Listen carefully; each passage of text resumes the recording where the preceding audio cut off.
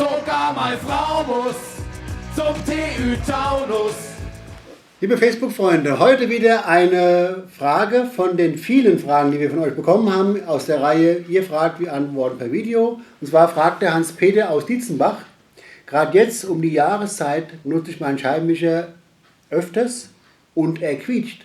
Was kann das sein? Die Frage gebe ich weiter an unseren David. Also, normalerweise quietschende Scheibenwischer ist eine ärgerliche Sache. Die Ursache dafür kann sein, dass die Scheibenwischergummis verschmutzt sind, dass da Verschmutzungen drauf sind, die müssten dann einfach nur gereinigt werden. Okay. Eine andere Ursache kann sein, aufgrund der Witterungsbedingungen, Schneefall.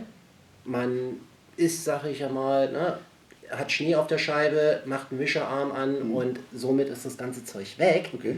Allerdings, dadurch verbiegen sich die Wischerarme. Die Arme. Ja, die Arme. Und da kann es passieren, dass dann quasi der Wischergummi nicht mehr 90 Grad zur Scheibe steht. Somit kann sie nicht richtig wirken, somit ruppelt sie. Und da ist die Abhilfe im Prinzip, dass man das leicht zurückbiegt. Das kann man mit der Muskelkraft machen. Wenn man weit genug ansetzt, ja. Okay, Ja. super. Gut. David, danke. Gerne. Hans-Peter, ich hoffe, wir konnten dir helfen. Ich weiß es bestimmt.